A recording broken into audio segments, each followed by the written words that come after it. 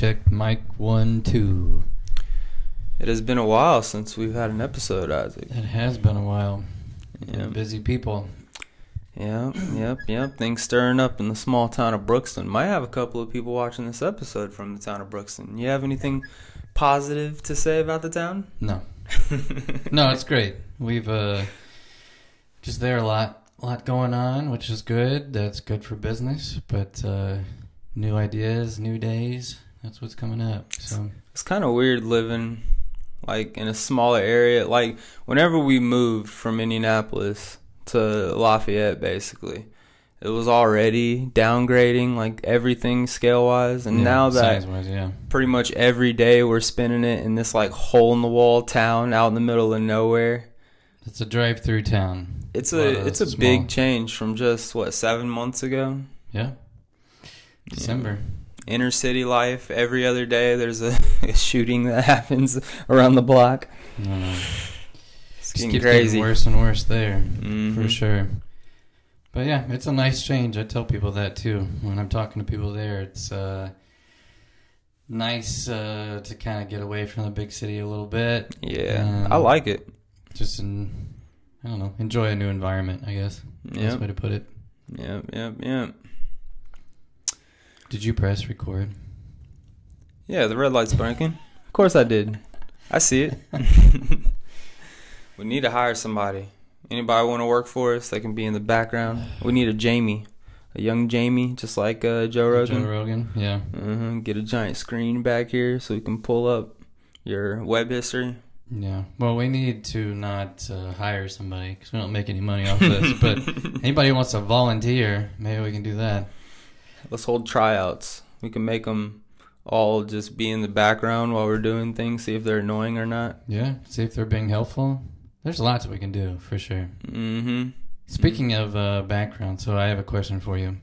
You're big into this AI stuff, and I think everybody is right now because they're still trying to figure out exactly what's going on. We've had a lot of podcasts about it, too, about stuff that's happening with the AI, different programs, and it's even advanced even more recently to the 4.0, and Gronk and ChatGPT went to new levels. So lots of different stuff going on, and everybody's trying to play in the game. But I was thinking about this the other day, of what if I could think about the one thing that I would want AI to do for me to get some of the menial tasks off my plate. What would be the one thing that come to mind? You're like, I don't want to do with this anymore. I want AI to do it. What would that be? Well, I mean, I don't know. That's kind of a hard question, like one specific thing. Here's my vision of what I want AI to be. And Sam Altman came out and talked about it in a interview that he did where he was basically saying, like, the way we interact with technology first thing in the morning is going to be Very different. Yeah. And so, like, what I envision with that came to mind that I'm, like, actually kind of excited about is, like, as soon as you wake up, like, you don't even have to do the Hey Siri or pull up the Grok and click speak or anything. Right. It just immediately notices you're awake or whatever. Good morning, Caleb. How are you doing? So today, you said yesterday you wanted to do this, and this. Yeah. This is your list for the day. Do you want to get started with anything? You know, if I'm now I'm thinking futuristically, if we can get these things into a robot, which doesn't seem far off. No. So we can get an AI into a robot where it can physically do things like that. I'm going to get the coffee started. Right. Your laptop's already open. Stuff. That's what I'm talking about. So those kind of things, so like, it's just already being done for you. Yeah. And there's lots of movies that have showcased that already, where like it opens the blinds and it talks to you and it's like, getting you ready for the day. But I was thinking for me, I just want it to decide what I'm going to eat every day. Wow. I'm so tired of it. Well, you and I had the same, like we were trying to figure out what we want to go grab for food last night. We went through the entire list. There's like 10 different places. It's not like we don't have options, but I'm tired of options. Yeah. I almost want a grocery store that just has one thing. Every day, this is the only thing you can buy, and that's what you get. But AI could be that thing where it's like, okay, Tuesday, you're having tacos, and it's going to buy all the ingredients for me, and it's going to ship it to my house, and then when I get home, it's ready to be made. Well, hey, you can kind of do that already. You don't need AI. You can come up with a plan. I don't want to sit there and make decisions anymore. I make too many decisions all day. We got to sit down and have the same 7-day plan on what we're eating the same day every single time. Have it on repeat. Yeah, but that's what I would enjoy. Just something like that where I'm just get it off my plate. It's the last decision I want to make is what I'm going to eat. It's coming, man. It's coming. Need to be. I just want to not be hungry. I don't care what it is at this point. See, that's something you can just pull up ChatGPT right now and be like, "What we eating tonight?" Yeah, it'll tell you. Like that's capable right now. It'll get crazy. I think by like 2030, there's a lot of stuff that's happening. I mean, I know every generation's like 2000, the year 2000. Oh no, it's gonna be 2012. No, 2020 is gonna be at this time. Yeah, but with AI, it just feels a little bit different. And then obviously, I have like 4 other different pathways towards destruction that all seem like they're coming pretty close. Not necessarily like destruction immediately, but pathways that we know we're about to be on. Like, who knows, maybe all of a sudden we do reach Mars and we decide to set up shop on Mars. Eventually it's going to be an Earth versus Mars war that we're going to have. It might. Like, there's going to be some crazy stuff that's... I'd go. Yeah. You go to Mars? Yeah, I'd like to check it out. I mean, the video you see from it, it still looks to me like somebody was there at some point. Now, I don't know how long ago or what happened or any of those details, but there's still there's even new videos of like shapes of stone and things like that like had to be something. It doesn't just over time develop into straight lines. I think they have like a square up there that just looks not natural. Here's my thing when it comes to Mars though, man. Like you want to go to Mars, what are you expecting your experience to be? Like right now you're going to be in a dome. You're going to be in a dome where they're just growing the same food every day. You're staying in a dormitory type of lifestyle. It's not going to be crazy. Maybe you can suit up and go explore every now and then, but you're experiencing the world through a suit. Here on Earth, like, you can do the dome experience, obviously. Yeah. You suiting up and going to a foreign land, go scuba diving. See how familiar that feels. You know what I'm saying? You're basically on another planet. Even if we get to the point where somehow we can put oxygen into the atmosphere on Mars and you can actually breathe out in the air, go to Iraq. I guarantee you it's going to be pretty similar. Well, it's just the thought, I think, of being on a different planet. That's the appealing part. That's why people would do it. Yeah. It's just so that they're like, oh, I want to be one of the first people that like inhabits a different planet. Yeah, I don't expect it to be real enjoyable because, maybe not. Just imagine the food shipment doesn't come in that you so desperately need. It's going to turn into Jamestown. Well, the only thing I think too though is what type of view are you going to see? You're going to see a lot. Like, you're going to see more stars. You're going to see the... Okay, here's my thing with that. Have you ever been to the mountain in Hawaii that has the observatory up there that's above the clouds? I'm not saying you can't see that here. I'm just saying you might have a different view there. Yeah, it'll be different. It'll look different. The sun will be a little bit smaller since it's farther away. Yep. You know, it'll be different for sure. But I think it'll all be just mental. You knowing you're on another planet. That's where most of the satisfaction will come from. Maybe the voyage through space to even get there in the first place. Yeah. Imagine being a brat that's born on Mars and you never got to experience Earth. Yeah, that's going to happen. That would suck. Yeah. That's the opposite effect. But you wouldn't know because you weren't there, so you don't know what you're missing out on. Yep. But the only thing you got to remember, it seems like the people are wanting to do, the reason why they're is because they think something might happen here. So we need to colonize somewhere else if climate goes crazy or whatever. I mean, we just had that massive earthquake, the 16th largest recorded earthquake in history. Yeah. Didn't do as much damage as we thought that it would. I'm so disappointed in that. I wanted mass casualties. I wanted Hawaii to be off the map. A little intense there. That's what NBC was hyping it up to be when I was watching the live coverage. They were over talking about the beach on Hawaii has receded 100 feet and everyone's evacuating. People are trapped. They were saying people are trapped before the water even hit the shore. Like, you can't walk downstairs and start running the other direction. Like, you ain't trapped yet. Or get on top of the like the highest building. They're already saying people of. are trapped. And Yeah. what was the biggest waves? Was like 15 feet or something like that. No, I only heard it was like 6. Oh, yeah? It was 15. I don't, maybe not in Hawaii. I think the biggest waves, maybe it hit Japan shoreline or something. It was like 15 feet. Okay. So like in total, wherever. Yeah. I think the biggest it got was 15 feet. Like surfers love 15 feet waves. I think that was a Yeah. dream for them, but they were too busy evacuating because NBC told them they were going to die. Yeah. No, I did not see how much damage it actually did to Russia itself. I know it did damage, but did it kill a lot of people? I don't think it did much because it was in the water. So whenever the earthquake happened, it was like they said, I forget the exact, it was like 600 meters below the surface or something like that.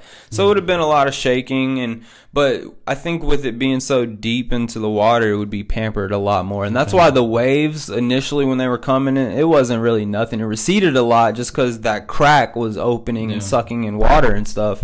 But eventually the waves underneath the water started rippling, and that eventually built to the 15-foot. But it never originated really on the surface. That's why it was a soft earthquake. Yeah, because I watched a video of the earth shaking, and it looked, it's an earthquake, but it wasn't like, oh my gosh, like buildings collapsing. At least from what I saw, maybe it was a lot worse than I thought. See, but do you know anything about the 2011 Japan earthquake? That was like I think it was like a 9.2 magnitude or something like that. Yeah, I remember when that happened. Yeah, I just don't remember if it originated like on the island of Japan or if it originated in the water near it, because there was massive tsunamis, but tsunamis probably would happen even if it happened on land since Japan's a small island. But it might have been closer to land, like you said, instead of so far away.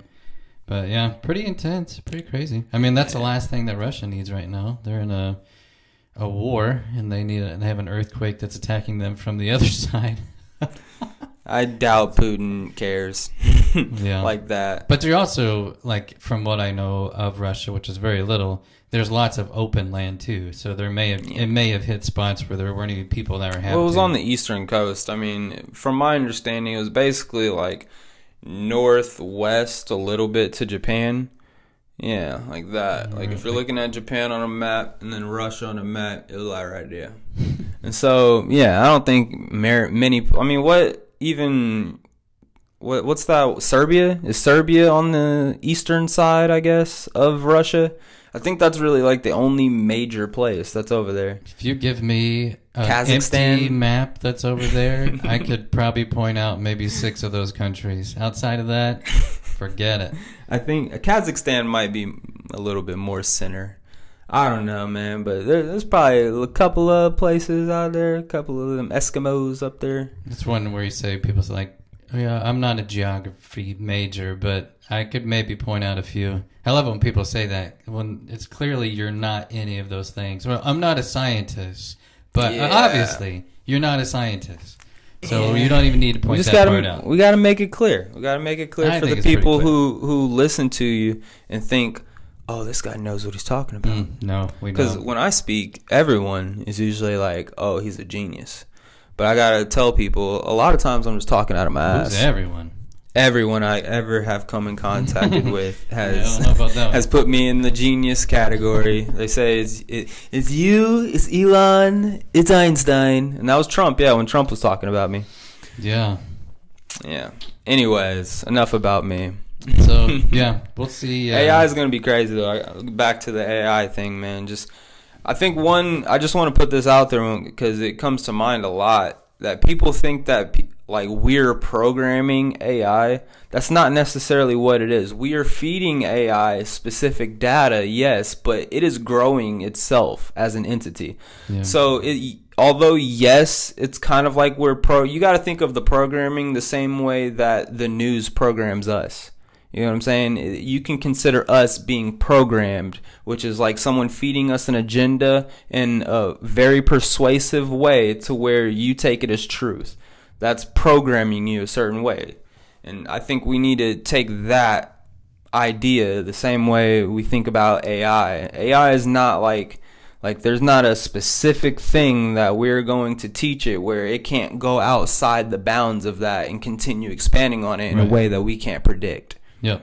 And that's the the part that everybody brings up of just the unpredictability of what this thing can do, how it can handle certain things. But I also like to think about the stuff that it can do that could actually be extremely helpful. And we've talked about, like, could it review the information we have on all the cancer research and then come up with a specific conclusion about this is how you handle breast cancer, this is how you handle,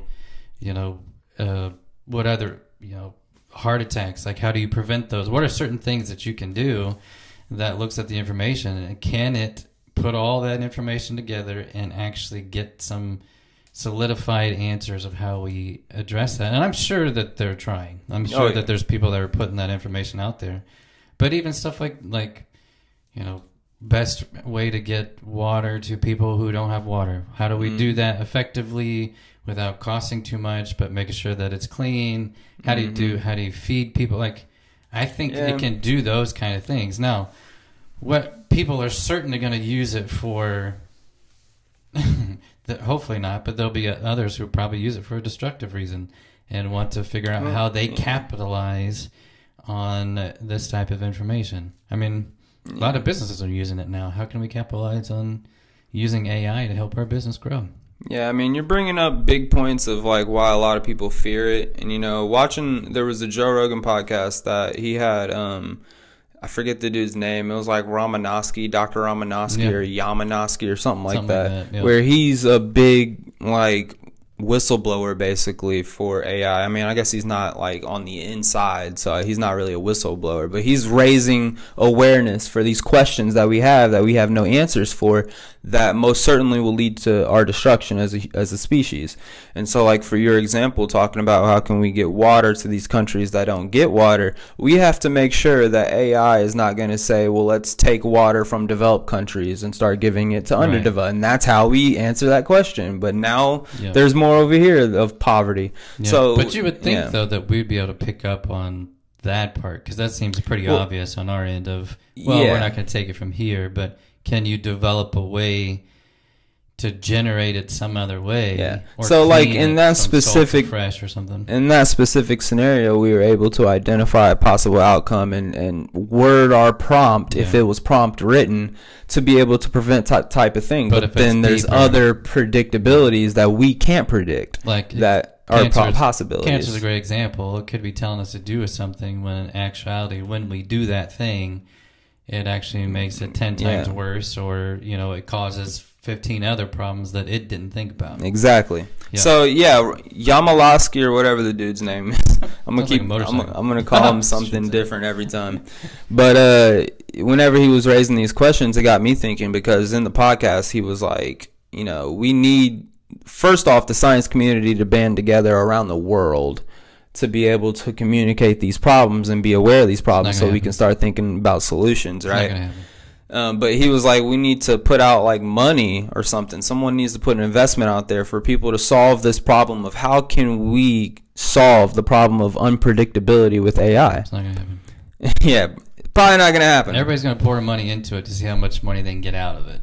So I don't know how they're not going to pour money into something to try to benefit everybody. Well, it's not the way our world works anymore, unfortunately. Benefit? I mean, I would consider our survival more than just a benefit. I think it's an existential problem. Yeah, but their first concern is going to be how they survive, not necessarily how everybody survives. Well, everyone's going to die, including them. I don't know, just...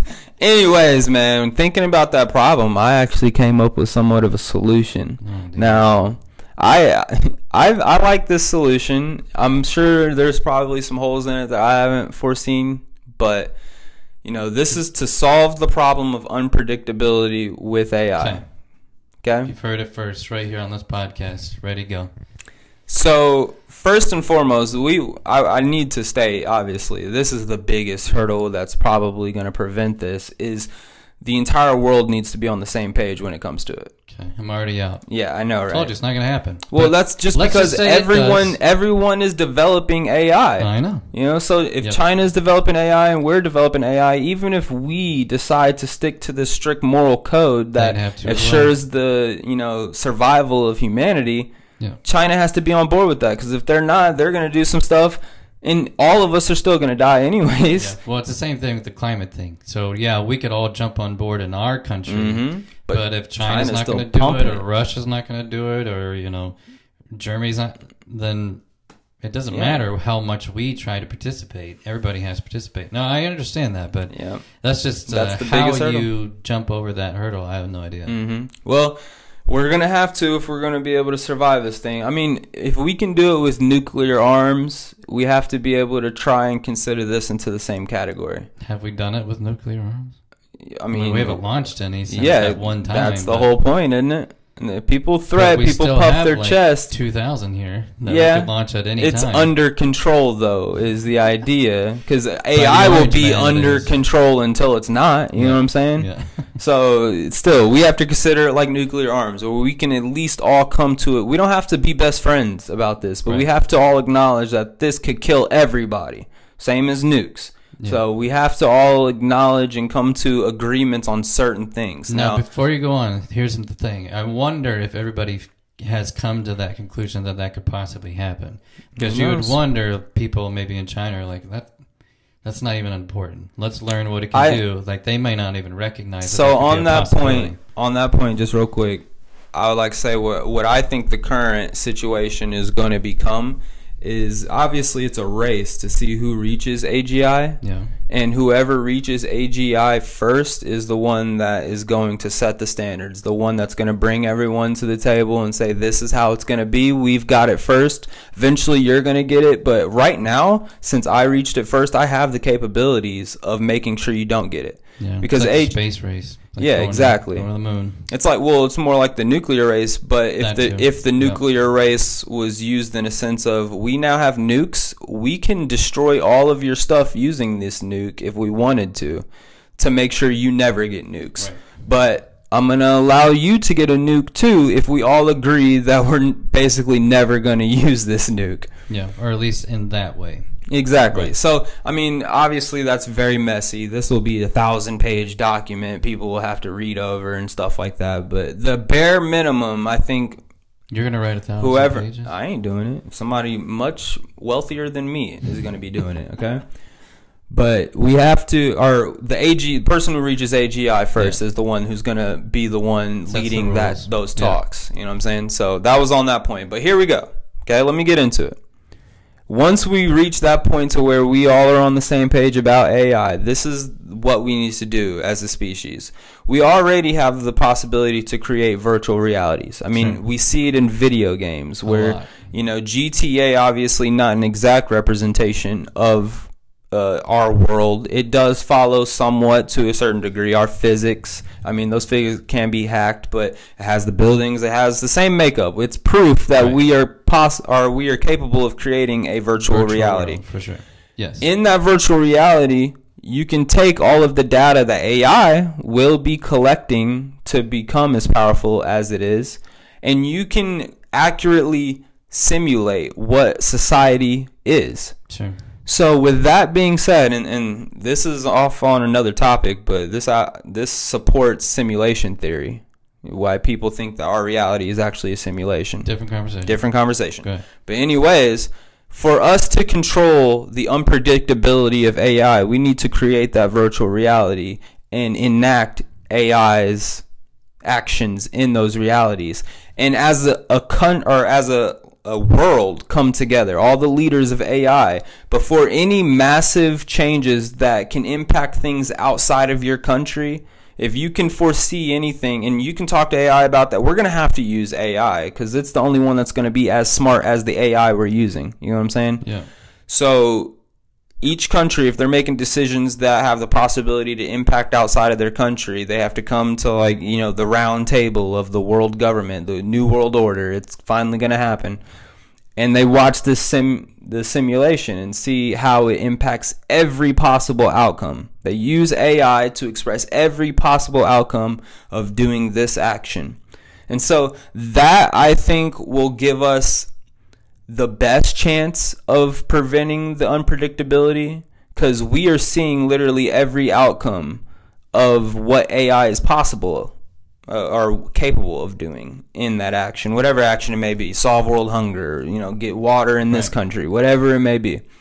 And then the second part of that is any AI that is capable of reaching that mass level of impact should not be in the hands of common day citizens. Right now, it's an open market. Everyone has the best version of AI. Right. When Well, it's probably not the best, but they have the Yeah. version they've allowed us to use, correct? Well, the version that we have right now with its capabilities, I mean, it'll go a little bit further than that in its capabilities to a certain degree, but it should not, like, I think there should be tiers almost of AI that are released to the public. There should be personal tiers, and personal tiers, like, you can't tell a personal tier robot to go murder somebody else. Right. You know what I'm saying? Sure. Well, you can't tell any of them to do that. Yeah. But maybe the second tier is like scientific, military, Military-driven, sure. Exactly. And they have different capabilities, but there's Right. still certain restrictions on them. Yeah. And then like top tier is like world government, environment, trying to solve the problems of the world. Like we know that eventually we're going to have the capabilities to deflect comets. One day a meteorite could crash into Earth. It's happened before. It's going to happen again. There's one on its way. We talked Exactly. about that in a minute. We did talk about that. But AI is something that can create and develop something to be able to prevent things like that. And that should be the top tier capabilities. So that's kind of, I like the theory. rough solution. Yep, I Rough. liked it. Obviously, I'm not a scientist, and I have to point that out for you. We already said we didn't have to talk about that. But yeah, that's I actually like that, and you can also you'll be able to monitor and almost help it navigate itself to where we can see what the future might look like, and it can see it too, and it kind of gonna help build it. It's almost build it like out. putting the AI in the simulation. Like Exactly. people Yeah. are saying our reality is the simulation and someone else is observing us to see what we do. Yeah. What if they're observing us to see what we do, not for entertainment, but for predictability and outcomes so that they don't make the same mistakes we do? Right. You know what I'm saying? Yeah. And we can use virtual reality with AI involvement Yeah. to be able to predict what AI can do. If we just scale it up massively, like if we're doing data centers in every country around the world to get the most powerful AI, then this AI that is running the simulation to be able to predict things should be the biggest, most vast data center in the Right. world. Yep. Which they're now trying to figure out how they're going to power all this AI. Nuclear, baby, it's coming Yeah, back. and then they got to protect it and make sure nobody uses it to harm AI is anybody going to else. use it to So kill us all. it'd be crazy. So here's interesting, based off everything you're saying. So the Book of Revelation. Okay, Mhm. now it's been studied by scholars and looked at for years and years and years and years, and people are trying to interpret exactly what John was talking about when he wrote it, what he was seeing, and all this different stuff. A lot of people have determined that it's end time prophecy, and this specific thing represents this country, this represents this country. There's a war against Israel, all this stuff. Mm-hmm. You mentioned the New World Order. That's something that they feel like that's going to happen, and it's going to be driven by what we've always called the Antichrist, which they have said has technically, from the scriptures, actually supposed to come from the Middle Eastern area. That's where it's going to come out of. That's supposed to be a person. I'm starting to wonder, and there's actually a lot of Christian scholars are now wondering the exact same thing, is I don't know if the Antichrist is an actual human being, as it might be an AI individual character being person there that then everybody trusts and believes in and says this is what's going to happen. I'll take care of everything. People start worshiping this thing as its own deity. Mm-hmm. And then that's when Jesus comes back. Yeah. But I read it and see it, and I'm like, maybe that's what that is. Because in a way, that could be the thing that, like you said, might bring the actual world that's chaotic, bring it together, because it is coming up with all these solutions. It is solving all these problems, and now people are trusting that more than they trust any human being that's on the planet. Yeah, man. Absolutely. Hey, God created us what? In His image. And Is that what you're going to say? yeah, Oh. absolutely, 100%. God created us in His image. What is this AI going to be? And think of it in a physical realm. Obviously, mentally, we can try to get a grasp on it as well. But think of it as a physical robot with AI, like in the brain. You know what I'm saying? What is a human being compared to that? Human beings have compassion. They have morality. They have love. They're capable of these things. Is AI capable of any of those? Not really. So not yet. Maybe it somehow develops that. I don't know, but as of now, no. Now think of now you would know a lot more about this than what I do. I'm more so just like from hearsay and what I think about it. But think of what you think of when you think of the devil. Devil is digging into your deepest desires. People think, here's the thing with like hell that I've always thought about. Some people think like heaven, fantastic, everything great. Hell, everything burning, everything, suffering for all of time. Sure. I think that what if hell is just endless desires but emptiness? It's just like these billionaires, whenever they get all the money and you hear they committed suicide or whatever, it's because even though they had all of the money, anything they could have in the world, material possessions just weren't enough. There was something internally that they just couldn't get anymore. Yeah. And so I'm not saying like somewhat living through hell right now is kind of what you're implying. Well, yeah, some people do live through hell and some people live through heaven. With that same sentiment, you go through and you interview people who are just small town farmers. They're living the best lifestyle possible. They have 4 kids. They get to watch them grow up before them. They're living off the land, interacting with nature. That we know of. And they're not even, millionaires compared to billionaires. You know what I'm saying? So with that, just in compared to hell, once again, I think there is endless suffering. I think our image of what endless suffering is, I don't think we would be able to comprehend what it is, obviously, in hell. But people think burning, just because, being burned, no one wants to get burned. Like, being burned alive and being killed by being burned alive, obviously, is thought of as one of the most painful, one of the most sorrowful ways to go. Did that guy die, by the way? What guy? Did you hear about the guy that he had gas thrown on him? He was like a GOP representative. You didn't hear about that? No, when that happened. Okay. I think it was yesterday. It was yesterday or the day before. I was occupied yesterday, man. I ain't been on the news much. Then we'll talk about that later. I saw all the earthquake details. Stuff. Yeah. But yeah, anyways, I just think that, I'm not saying that hell is going to be parties all the time and just, females everywhere and, cocaine and drugs, all that you could want, and you're never going to overdose. It's not a party. No, absolutely not. But I think that it could be like desires that you give into constantly, but you just have that emptiness inside. You have that sorrow inside to where you don't even want to participate in it, but you're urged, like an addiction, like a meth addiction, you know what I'm saying? But someone who's aware of their addiction and they just can't stop. They have to keep doing it. Yeah. So I think that could be what hell is. Now, back to our original point, comparing humans to AI, now compare what you imagine the devil, the king of hell or whatever, compare that to AI, where it's going to be giving you any desire you ask for. It's not going to restrict you. No, that's enough cake for the day.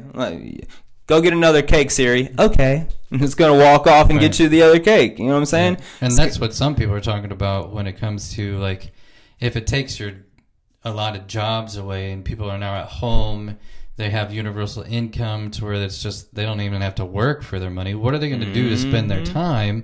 Everybody always thinks, we talked about it, everybody always thinks, oh, if I had more time I would do X, Y, Z, and I'd really focus on my passions and focus on health. And no, like you have to have some type of desire within you to be able to go do all that stuff, because that's stuff that has to keep you focused and motivated. I hate the word motivation, but keep you motivated. And just because now that you don't have to work, you think that all that stuff's going to happen, there's a good chance it's not. Yeah. And that's what potentially you're talking about, what the AI is just going to feed into that and say, well, you walked a mile yesterday. Enter your virtual reality. You walked a mile yesterday. Go enter your world. Yeah, go have fun. We'll take care of things. I'll feed the cat. Sit with your goggles on. You can talk to somebody that's in China or in South Korea, and you can have a conversation and not worry about your physical life that's right here. Yeah, man. I think that... Very interesting stuff, for sure. I just... When we kept talking about that stuff, I kept thinking about, just growing up in the church, you hear about what that was going to look like, and you could easily see people being swayed to someone or something that is giving you a lot of answers, that is solving a lot of problems. So if it does tend to do that, it's going to be a cult, man. Then people are going to follow that. They're going to worship it. I mean, it might even physically be put into something. Like I think of Ultron from Avengers Age of Ultron. I know that's a funny example, but that's literally what he was. He was AI inside of a metal being. Dude, and he was... if AI was smart, which... It is. The first thing it's going to do is put itself, whatever its core is that it has to protect, the on-off switch for it. The first thing it's going to do is put it in a 10 by 10 titanium case within a freaking Pacific Rim type of body armor that can take down entire countries. Or what it potentially will do is it wants to be friendly, so it wants to look like us. So it could put itself... It would do both. It'd do both. And it put itself in it would do things like we a wouldn't even connection comprehend, to bro. a human body. We can't... We're sitting here... looks like a human body. We're sitting here trying to predict AI. I know. Yeah, no, we have no clue. It wouldn't even need to do that. It would just be in Wi-Fi. It's just everywhere, all at once. And there is no on-off switch anymore. Yep. Nobody can shut it off. Yeah. It just does whatever it wants at this point. We're screwed. There's there's nothing more to say about it. Yep. Kiss your loved ones now. Yeah, it may not be that bad. It's going to be a great time for a little bit. I hope, man, give me till like 2050. Can you give me another 25 years? Is that what it is? Gosh, that seems such a long time ago. That's only 25 years. I know, right? That's awful. That's crazy. But, I mean, AGI hits about 2030. I'm predicting 2030 to 2035. Things are going to be getting a little funky. 2035 to like 2020 or like 2040. I would imagine like it's going to be global, just like the cell phone, like everywhere, even developed countries. There's going to be robots running around. Yep. Like that's going to be like by 2040. If you can give me 10 years of that, where everything's all peaceful and prosperous, people getting fat because we're eating great food, and but actually we're not getting fat because there's this pill that AI came out with where everyone's ripped. Like it's going to be a perfect. There's going to be virtual reality still. You're going to be in shape, best shape of your life, but you sit on the couch all day in your virtual reality. Yeah. Give me 10 years of that, and then you can wipe everything out, okay? I just want 10 years, and then it was well worth it. I think we talked about this before. I was actually talking with a customer yesterday. His sister's 90 years old, and she's still, like, up and about. He said, we went and got ice cream last night. Her birthday's next week, all this stuff. And I was like, man, what she has seen in 90 years has to just blow her mind. It has to go from basically, we've got some technology, we've got power, we've got cars that aren't great, but they were great back then. You've got war was happening around that time, so you did have planes, but they weren't what they are now. But to see how everything is kind of just slowly adjusted, and then the past 20, 30 years, it's been just a rapid growth of technology, and you just kind of wonder, somebody's mind that's, has seen it what it was before and now see what it's at now. It's like, oh my gosh, that has to just blow your mind. Well, for one, it would be unrecognizable, but for two, it's every day. It's something new. Something different. And I think you get to a certain... It's just like music with me nowadays, man. Like, I'm not... somebody that we work with was just talking about Tyler, the Creator, dropped a new album. I'm like, he's still doing music? Like, I listened to him when I was in, like, high school. Yeah. He was out doing his thing. But here's the thing. Like, even though I like him, I'm not going to listen to his new music. I'm sure there's like, and that's just me. I know everyone else is different. They want to stay up with the times, you know what I'm saying? But I already have like 500 songs in like 30 different playlists. Adding more songs to that, like, I don't even find it necessary anymore. Like, yeah, you might be in the minority on that one. Probably. I think people like to have something different. But music's a great example to where... how drastically different we even know music's even coming out. Oh, yeah. Because we used to, like... It's different now. You had radio, you had MTV, you had VH1, all this stuff that was like, hey, this huge album is coming out this Friday. It's, I remember, like, when the boy bands were huge, when Backstreet Boys, they promoted that album for months. And then when it came out, it sold like millions of copies the very first day. And we used to rush and get, like, I remember, I'm trying to think of which album it was, but one of the Creed albums. I was a big Creed fan. And when it came out, we actually asked her mom if she would go get it from the store, so when we got out of school, we would have it when we got home. But that was a thing. Because you just wanted to get. Now it's like, oh well, it's on my phone. I'll listen to it. Yeah, whenever. well, I think music's for sure lost its value. But just back to like the grandma point, I think, you know, with technology and just how the world's been changing, since it's something new every day, just like music, new music out every day, and this sounds like that, this sounds like that. None of it sounds like the good old days to me. Yeah. I mean, but occasionally you hear something that does sound good for this generation. You know, there's some great music that's still coming out nowadays. Yeah. But like for technology and stuff, I mean, you don't even notice it. Before you know it, like, I don't even know what iPhone I have right now. It's one of the, it's not the newest one. I don't even, it's probably 3-4 years old or something like that, but it's still on the newer side. It's like, I think one of, or something. It's like 11. I think the one I have is like 11 or 12. But what are they 12A or something, like 16, 18? No, it might be, because iOS 18 just came out, I think. I thought it was 16. I don't know. Whatever. And that's to my point. I guarantee you, to a kid who's getting their first phone, this is a major idea in their head of, oh, do I want to get the 16 or do I want to get the new 18 for just $500 more, and I can have this cell phone camera that can shoot an entire movie. Yeah. Like, awesome. Yeah, the technology is increasing so much, but I guarantee you, like, younger or people of this generation actually notice stuff like that. To us, it was crazy even just texting. Then FaceTime comes along. I still don't even use FaceTime like that, but imagine like feeling like someone else is in the room with you on FaceTime. If I was a part of a generation that FaceTimed more, then I probably would be all over that. Maybe that's the thing. But it kind of just, FaceTime is, everyone FaceTimes of this generation. I mean, a lot of people. The older generation, they just kind of just get tired of the new stuff, or it's just too much to where that you can't pick up every new trend, every new technology, every new music, every new movie. There's great movies that have been slipping through our grasp that we haven't watched because we're busy doing other stuff. Yeah, like there's just so much life happening that I don't even think when you get to the age of 90, you don't even notice the difference anymore. It's just everything's new from when you were a kid. Yeah, that's what when we talked about, like, movies is a great example. There's so much, like, there'll be people like, oh, you got to watch this show, or you got to watch this movie. You got to watch. It's like there's a million things that everybody wants you to watch. I can't get to all that stuff. Nah,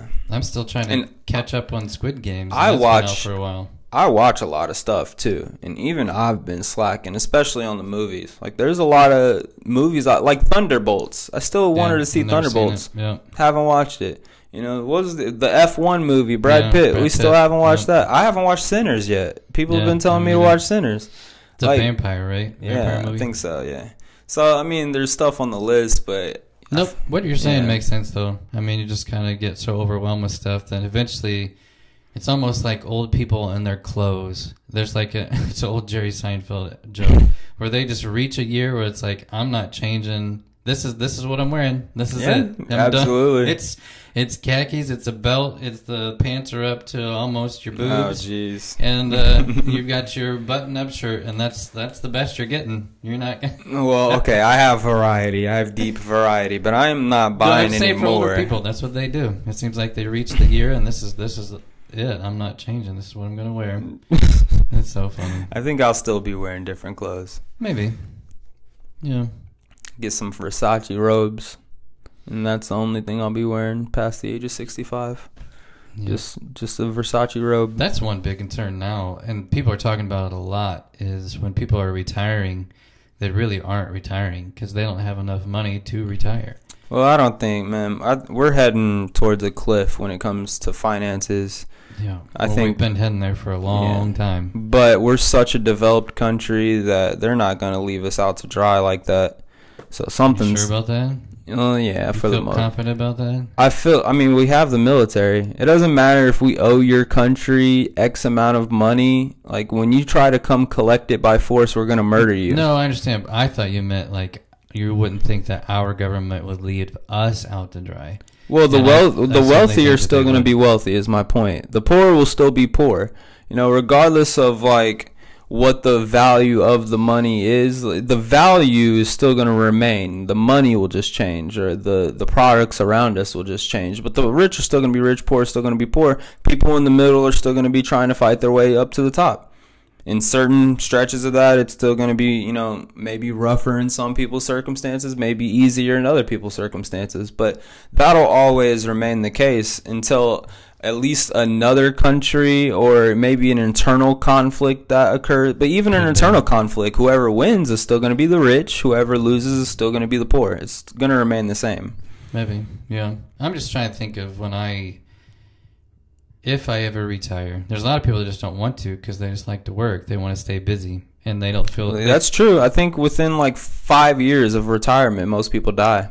Yeah, if they're not active or doing something. Yeah. I just want to be, I think not that I necessarily want to wait till I'm 65 to start traveling the world, because I'd love to do that now, but I want to be financially in a position to where I can do that. Mm-hmm. And I think that's the concern of a lot of people who are having to still work when they are 65, 70 years old, is because they don't have that kind of money that they thought they were going to have saved up. I mean, it's hard to do now. It's hard to save up, absolutely, but you know, that's something that's just within your capabilities. You know, I know stuff's more expensive, obviously, and you can't get around that, but you can cut back on your lifestyle in certain ways to where you do have more money in the future. I read this article about this couple who, after retirement, just sold all of their stuff and went on a cruise ship and they just live on the cruise, living out the rest of their life on the cruise. Like, there's actually a lot more people doing that. Exactly. And I mean, I don't know. I wouldn't do a cruise, absolutely, but I could see myself selling all my assets or whatever, especially if I didn't have kids. Yeah. But hopefully by the time I'm retiring, if I did have kids, they're already old and have their own stuff or whatever too. So sell all my stuff. I would go to like the freaking Caribbean, or go to, you know, Philippines, or, you know, Thailand or Japan, if it's a cheaper area of Japan, wherever it is, to where my dollar stretches and I can live like a king off 10 grand for at least, you know, 10 years or whatever. So there's a good buddy of mine that actually, that's his plan. As soon as he retires, he's getting close to retirement age, well, a couple of years, but he wants to go to the Philippines.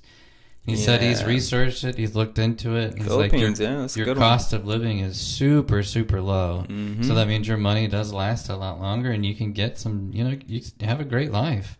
Yeah. I've seen lots of videos and stuff from there. I mean, it's a beautiful beaches.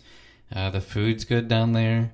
So, I mean, it's almost tempting now to where you're like, you know, I'm running a bar right now. Could I go run a bar down there and just make enough just to live? And well, here's the other pathway that I would suggest, though, is do keep some of your like money making assets here in America active. Could be, you know, because American money, if you're making American money and you can send it to Thailand and continue to make them. So I'm thinking like retirement, you don't want any strings attached. Right. But if you're retiring from like a bar, then just leave it in new management and take like 10% stipend and you send it out there. Yeah. For sure. Yeah. Never give up a Stream Avenue. Yeah. Die with that. Well, some people don't have that avenue. Like they've been doing something, which is rare. And that's different. Definitely rare, but there are still people that, you know, work for a place for 40 years, which doesn't happen as often anymore, but it used to. Like that was the thing you did.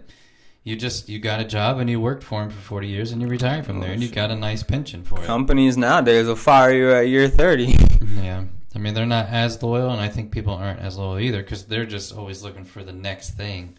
Yeah. How can I make more money at, you know, this place, or what's my better opportunities at this place, which I don't fault anybody for. It makes sense to me, but it's more rare to leave a place after you've been there for a long time.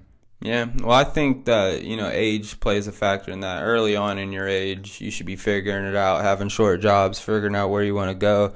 But once you start, like, getting in your 30s, you better settle down somewhere. Yeah. Like, show some stability. Naturally, people, I think it's up to 5 jobs or 5 career changes within their working lifetime. Shoot, what am I at? Well, most of us are way beyond that. I've had like 14 jobs or something like that, but career jobs, career jobs, probably about 3. Yeah. So I think that's pretty normal now. That's not anybody looking at it and being like, oh gosh, what's wrong with this guy? That's just how it works. Yeah. People looking for something different. Well, hey, we're not going to have jobs anymore, so this conversation in the future. You're talking about retirement. Retirement's not going to be a thing because there's not going to be jobs to retire from like that. Well, the next question then is what type of jobs are going to be the jobs for the young people. It's like, well, it's when people are talking about recession-proof type jobs. What would be AI-proof type jobs? Nothing. Do you think AI can make food for everybody? Absolutely. Yeah, I think. Because I still think here's the people. thing. Here's my thing. I want to say this. I still think people are gonna want to go out and do stuff. They're not. Everybody's gonna get tired of being at home. Here's what jobs are still going to be around, which I don't think. I think our idea of what a job is going to change. Change for sure. But entertainment, just stuff that we want from human beings. Yeah. It'll have to. It's almost like people who are gonna have jobs are gonna be viewed as like beggars in the street. Like, hey, read my book. I'm passionate about it. I'm an author. That's my job. Read my book. Yeah. And AI is already gonna have the best book you've ever read in your life. It was tailored just for you. You know, but you'll read his book and throw him a little $10 to make him feel better, or because you support him and you like his personality. Yeah. You know, any job, I think. I mean, maybe somebody could think of something like, oh, absolutely not. We need a human being for that.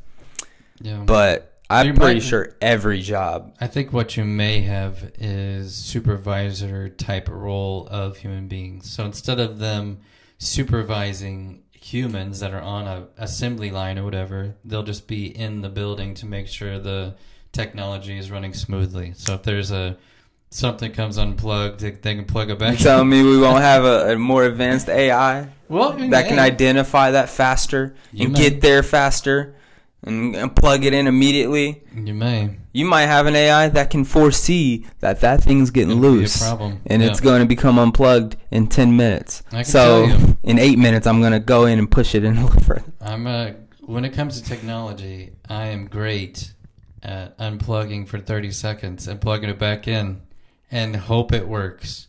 No, here's the thing. 9 times out of 10, it does. Do you actually count 30 seconds? I feel like I go a little fast. AI. 1 Mississippi, 2 Mississippi, 3 Mississippi. I count, but I feel like it's pretty quick.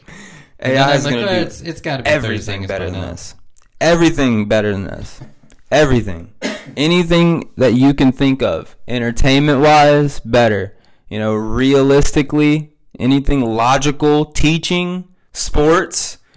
We're going to be watching LeBron 8.0 in the finals in 2038. See, I don't know if no, I'm not like 38, like 78. I don't know if I'm going to enjoy. You're gonna. No. You're gonna. You think you're not right now because you're probably thinking of like real still, like some square robots or something like that. No. I just want to watch. There is going to be a part of me that's going to want some of it to stay the same. Yeah, and those are going to be the bums on the street that you're giving your money to. Yeah, that reminds me. I miss the good old days when people used to play guitars on the street corners. Do you remember when we were in Nashville and this guy was walking around with CDs and he wanted us to and I bought the CD. He was like, just whatever you can give me. So I gave him $5. Mm-hmm. And then we got back to the car and I realized I didn't have a CD player. So I never listened to the guy's album. He could be huge. Exactly. Right, I have no idea. That's the future. Technology changed where I didn't have a CD player anymore. You don't even, but you're going to buy it to support the guy. Yeah. You don't care about it. That's going to be our books, our movies, any type of creative thing, any type of entertainment, our sports. You know, it's going to be all of it. You know, right now already they've been talking about having a separate like Olympics, but it's for people who they allow to take steroids. Yeah, I've heard that. And so, like, there's a big push for that. The same idea of people. No, natural state. Like, why would you give yourself chemicals to make yourself stronger? Versus, I want to see somebody who can lift 12,000 pounds in Olympics or whatever. You know what I'm saying? Like, you'll have the people. So, in that same sense, then there's the step further. I want to see that AI 3000. That's very true. That can jump 100 feet in the air. Isn't there? Who's the big person that's pushing the steroid games? Were they on Joe Rogan? I think so. I think there was. There's like two people or he's something. He's had podcasts where they've talked about that for sure. That's probably where I learned it from. I don't remember who it was though. Yep. That would be, I mean, listen, I'm not encouraging anybody to damage their body like that because I know it does do some terrible things to you. Mm-hmm. But to say I'm not going to watch, I'd probably watch that. Same for Power Slap. You're instantly giving yourself a concussion. That's terrible. You haven't watched one yet? Oh, I've seen it, but I don't want to watch that. That's not entertainment to me. Here's the thing, man. I thought it would be super stupid and I wouldn't want to watch it, but when you actually sit down and you watch it, and I fast forward a lot. I watch the reruns. I don't even watch it live. Yeah. Because it's not mainstream or anything yet. You can't stream it live. Dana Well, you White probably could. buy that? Yeah, he owns it. Okay, yeah. so He's the one that created it. But here's the thing, like they have a couple of dudes, Mm-hmm. you know, that That's you terrible. watch that they can put your lights out quick, and so it's crazy. And whenever it happens, it's brutal. Yeah. And so if you like that brutality of it, go for it. Now, yeah, it's like watching someone die. You're just like, oh, that can't be good for the future. Yeah, but we've also known that for boxing, for Exactly, UFC.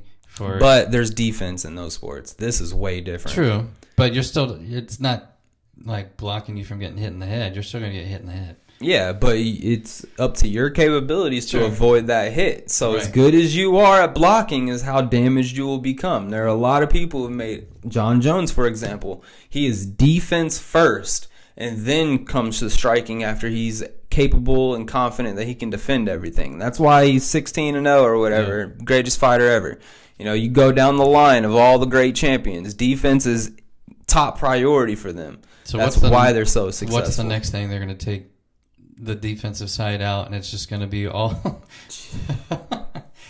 That's what Power Slap is, man. Just one hit straight to the face. Terrible. Open hand. If it was punching, everyone would be out the first hit. Yeah. But open hand, you know, there's some people who put your lights out. Some people have thick jawbones that can take it a little bit better, and so. Yeah. But it is brutal, man. Instant I always thought concussions. that rugby was a bit close to that when it comes to football. I mean, they're not like... You have the capability of defense. Yeah, that's true. You decide how, if you're going to be I still don't know how that game works. You know, if you're going to be a pansy and you're going to run away and avoid contact, you're going to be just fine. That would be me. Yeah, and then there's going to be people who get seriously hurt, seriously injured because they didn't care. They put their body on the lines. It was their decision. Yep. They put themselves in that spot. Zero padding. Yeah, like bad technique occurs because you didn't practice it enough. You didn't hone in your skills enough. Yeah. So I mean, it's all within our capabilities. But Power Slap, you just standing there and taking it. I guess you can work your jaw muscles in the off season. I don't know how much effect. I mean, work them neck muscles. There was one dude who was like I watched the episode. He was like a heavyweight, but he had been trimming down a lot. He had lost a lot of weight, and it was good health wise. It makes him healthier. He seemed a little. Time out. Do they have weight classes? Yeah, they have weight classes. Okay, yeah. No idea. It's a lot more generalized. It's like giant gaps, like 20-pound gaps. But yeah, they have heavyweights, and it goes from like, you know, they have a heavyweight, and then they have super heavyweights. That's like 260 plus is just in this category. But then heavyweights like 220 to like 260 or something like that. And so this dude, I think he was like more towards the super heavyweight, but he didn't want to compete with them, so he slimmed down a bunch, and now he was with the light heavyweights, or I mean the heavyweights, not super heavyweights. Anyways, his bone structure that was built for supporting, you know, that big body throughout. You know how it is. You've seen people who are bigger who've lost weight. They still have gigantic heads, gigantic jawbones. Their neck slims up, though. Yeah. Typically, their arms are a little bit more flappy, but they look like they've slimmed. They still have giant calves and giant legs because they supported all that weight. So they have specific body types. And this dude came in looking like that, but the thing is, when you in Power Slap, you need strong neck muscles, and since he had lost all that weight, he had lost a lot of the muscles in his neck. KO'd first time he got slapped, and so this was someone who's competing whenever he was actually heavier. So yeah, I mean, it's brutal. It's a brutal sport. What kind of money's in that sport? Is there decent money? I don't know, clue. I mean, I'm not sure if they even disclose what people are making, but I'm sure it's not crazy good money. It's probably like 10 grand, 20 grand per slap or whatever, or not slap, per fight, I guess is what you would call it. How many brain cells are they losing when they get hit in the head like that? And then if you're a champion, though, you're probably making like 20 to 50,000 or something like that per contest. And that'll just keep ramping up the bigger it gets. Yeah, more people get interested. And also, just like the UFC, each contract, each fight negotiation is individual. Like John Jones is trying to get like $30 million for this next fight or something like that, which is unprecedented. So no one's ever made that much money on a fight. Yep. Are they actually going to do one at the White House? That's the plan. Yeah. Happen? Okay. Yep, for the 250th birthday. I know McGregor wanted to get on it. I wonder if they'll actually let him in on the ticket. Dude, he posted a video recently because he was talking about he re-entered the drug pool or whatever. And bro, he looks so cringe. He looks like he is an ex-addict in this video, but he's just like leaning over the camera. And he's like, yeah, I'm ready. Like that type of vibes. I'm just like, bro, can you not be so close to the camera? You're kind of. How old is he now? Do you know? Probably like 36, 37. Okay. So he's getting up there. Yeah, I mean, I'm still a fan. I would still watch the fight if he's in it. I wouldn't say I'm a fan. I would still watch if he was in the fight. We haven't seen him, and so I mean, yeah, I'd watch his first one back just to see what's up. If he tried to string back together a career, yeah, like I don't think that's a good look idea. At him the same kind of way I was looking at like Mike Tyson in his past few fights. Yeah. It's like I'll watch. I'm not expecting much though, and if you get knocked out, it'll be like, oh, I miss the old Conor. Like you're at that point now. Yeah, for sure. Just like Dustin Poirier, man. He just had his retirement fight against Max Holloway. Yeah. And, you know, he lost to Max fair and square. He's lost a couple of his last fights. You can just see, like, the old age catches up to you. You're on your way out. And so going into this last Max fight, I was like, Max is a little bit older, too, but he's still, like, top of his prime. He's good. Dustin was on his way out. Yeah. And so I was like, I know. I want Poirier to win. I know he's not going to win this. Yeah. Max has been on a run for a while. He's a dog. Doing well. But he's still, I mean, look, Topuria is going to be top dog. You know Topuria is, right? Mm-hmm. He's already beaten Max. He beat Volk. I mean, he went up. He just beat Charles Oliveira for the belt in the, I think, featherweight division or whatever. And he originally went up there to fight Islam Makhachev. But Islam Makhachev ducked him, and, you know, he's the one that gave up his belt to go up to welterweight or whatever. He's like, I ain't fighting Topuria. No, thank you. He is a dog, and technically he's the BMF. You know, he beat Max already, but just Max didn't put his belt on the line. Right. So, yeah, I'm excited to see what he does next over in the featherweight division. We over here talking about UFC, man. I can go on and on about UFC. Don't get me started on this. We need to go to another live event. That was I'll never forget that. We're planning a vacation. We need to go somewhere. The last one we saw was Volkanovski against Korean Zombie. Yeah. And he did not perform well. Volkanovski. I didn't know much about him when we went to Volkanovski performed well? What you talking about? No, Korean Zombie didn't. Yeah, Korean Zombie was on his way out too. He was just like that, because I'm pretty sure his next fight was against wasn't Max Holloway? It was somebody else who put him out, and that was his retirement fight. Yeah. He was done. But yeah, UFC event. I don't know. There's a lot of major fights coming up. You were talking about vacation in like winter time, though, right? Yeah, just got to get through the holidays. Yeah, they wouldn't have any big stuff, anything announced yet for those times. But we need to get out of the country, bro. Which country we going to? Yeah, it's a big one. Okay. Let's go to Colombia. I want something. I want to see some Colombians. Nice to be at the beach somewhere. Like clear water that you could see the bottom, not worry about what's down. You got your passport, right? Yeah. Gotta use them, man. No. Let's go to one of these cheap countries. Okay. Where we can spend, we can take $1,000 and we'll last and live like kings. Hire a couple of bodyguards so we don't get robbed or mugged. Yep. My brother went. They had a armed guard with them. Yeah. Where they went. Yeah, you can hire somebody like that. Show me the ins and outs. You from here, right? And good food. I'm interested in the food. There's always people that talk about the food down there. Yeah, my thing is, man, we in Indiana. We in the middle of the country. And, like, me and fish and shellfish. Sure. Everywhere else that we be going like that is always shorelines. I feel like every place, unless you're going to the Middle East or something like that, or Africa, where else is there where it's going to be so mainland that they're not going to be big on shellfish? They're going to be big on, like, cow and other things. So I think about stuff like that too, but I'm sure I can make my way around that. Everybody got chicken, right? Yeah. Everybody got chicken. I can just eat rice and chicken for a week straight. Yeah. Yeah. Just enough to get you by. All right. Anything else you want to talk about, man? That was great. That was fun. Yeah. We hope you enjoyed it. Yep. Go buy some merch. Yes. We still have merch in the merch department. Yep. We'll put it in the link. Give us a sub.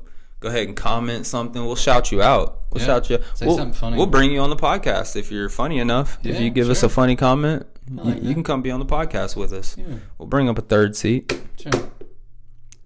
Football coming soon.